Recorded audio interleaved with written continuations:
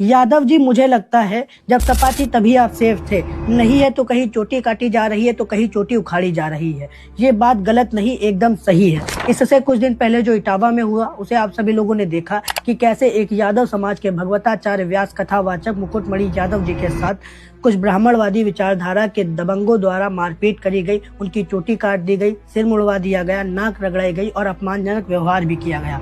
और इससे भी ज्यादा एक ब्राह्मण महिला के पैर छुआकर शुद्धिकरण के लिए उस ब्राह्मण महिला के पेशाब से छिड़काव किया गया। बस गलती इतनी थी कि यदुवंशी होने के बाद भी भागवत कथा कर रहे थे। अब वही मानसिकता मध्य प्रदेश के रीवा जिले के बैकुंठपुर थाना क्षेत्र के मझगवा गांव में देखने को मिली।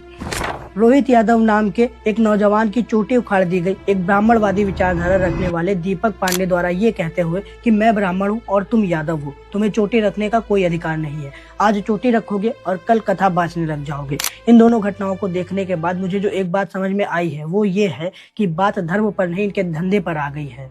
इन लोगों को डर है कि कहीं चमार, पासी, यादव, मौर्य, गरड़िया, धोबिक, धानुक, तेली या फिर अन्य जाति के लोग कथा न बांचने लग जाए।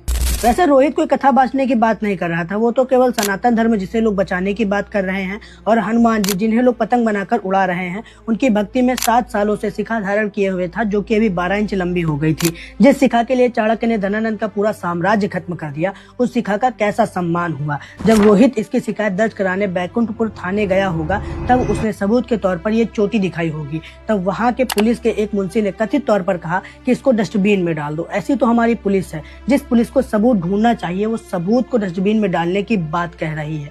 और ये हो किसकी सरकार में रहा है? मध्य प्रदेश के मुख्यमंत्री मोहन यादव की सरकार में। एक तरफ कहते हैं जात पात के करो विदाई, हम सब हिंदू भाई भाई, और दूसरी तरफ जनेऊ तोड़ने की बात बाहर आती है, चोटी काटने की बात बाहर आती है, मंदिर पर पेशाब चटवाने की बात बाहर आती है। जब हम सब हिंदू भाई भाई ही हैं, जब हम लोग मनु के मानुस ही हैं, तो हमको भी जनेऊ पहनने दो, पुजारी बनने दो, कथा करने दो, शंकराचार्य बनने दो, किसी पीठ स्थान पर बैठने दो। जब हम सब भाई भाई ही हैं तो कैसा द्वेष, कैसा भेदभाव। अगर तुम मलाई खा रहे हो तो हम सबको भी खिलाओ, अगर प्रसाद में बूंदी के लड्डू और बेसन के लड्डू खिला रहे हो तो खिलाओ, लेकिन प्रांगण में किसी के द्वारा लाया हुआ मिल्क केक अपने घर तो न ले जाओ।